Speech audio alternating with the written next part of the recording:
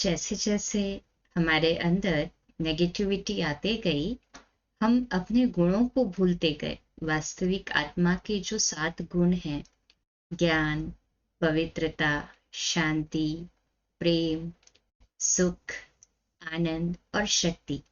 आत्मा को सतोगुणी इसलिए कहते हैं ना, क्योंकि ये 7 गुण आत्मा में ओरिजिनली है, परंतु उसके ऊपर नेगेटिविटी के या यूं कहो कि विकारों के लेयर्स आ जाने के कारण ये अपने गुणों से दूर होते गई, अर्थात कि विस्मृति होते गई अपने गुणों की, डोरमेंट होते गए, सुषुप्त होते गए ये गुण। क्यों? क्योंकि विकारों का उन्मूलन हो रहा था।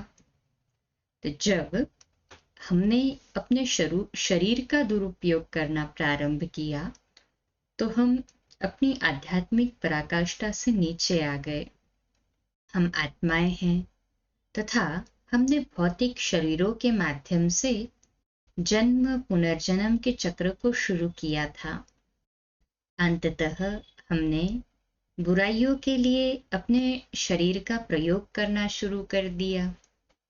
उस समय से लेकर हमारी आत्मा में बेकार का कूड़ा करकट एकत्र होने लगा। इस तरह हमने अपनी शांति, प्रसन्नता, प्रेम व पवित्रता को खो दिया। जिन नकारात्मक बातों ने हमें इस जीवन काल में या पुनर्जन्मों में प्रभावित किया है, वे आत्मा में गहरे प्रवेश कर गई है। उन सब को निकाल फेंकना कोई साधारण बात तो नहीं है। पहले हम स्पष्ट नजर आने वाली बुराइयों, अर्थात तंबाकू, नशीले पेय, जो नशीले पेय होते थे उनको, वासना को, इनको छोड़ना शुरू करें, जो क्लियर रूप से या मोटे रूप से दिखाई देते हैं, अनुभव होते हैं।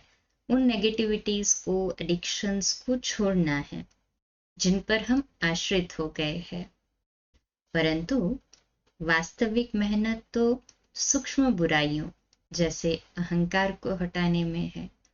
कहीं आध्यात्मिकता का भी अहंकार न आ जाए। अहंकार कब घर कर लेता है मन में पता ही नहीं चलता। तो जब बहुत लेट पता चले, उससे अच्छा सूक्ष्म में जब गुस्सा है तो समझ में आता है ना, रोब, चिड़चिड़ापन, इरिटेशन, ये होता है। तो सूक्ष्म हमें बुराइयों को हटाना है पहले, जिसमें ही मेहनत है।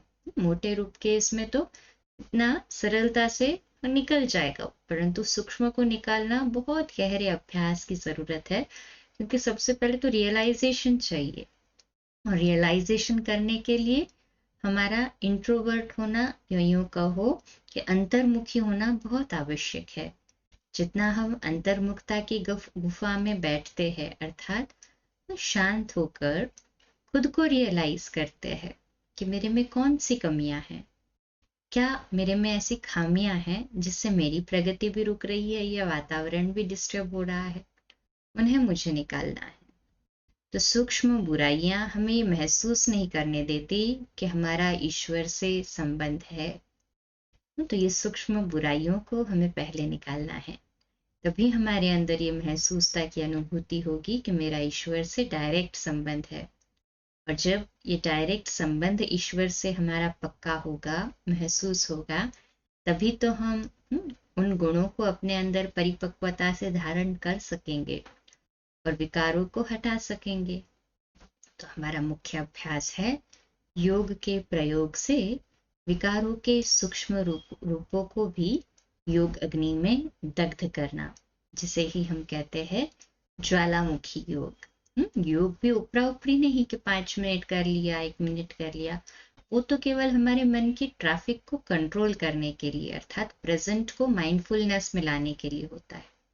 परंतु जब हम योग की गहन अनुभूति करते हैं, चाहे अमृत वेला बैठते हैं, चाहे नुमा शाम में बैठते हैं, या चाहे हम योग भट्टी करते हैं, जब बहुत काल का अभ्यास होता है ना, तभी वो ज्वालामुखी योग की अनुभूति होती है और आत्मा से वो विकारों को निकालने में हमें मदद मिलती है।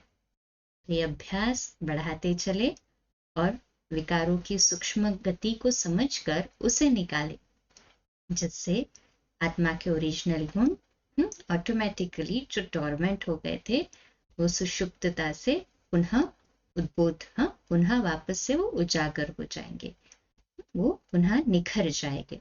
तो ये प्रैक्टिस बढ़ानी है। अच्छा, कल सुबह अमृत वेला मेडिटेशन 3:30 से 4:30, मुरली क्लास सुबह 4:45 बजे और रात्रि क्लास 8:45 बजे। ओम शांति।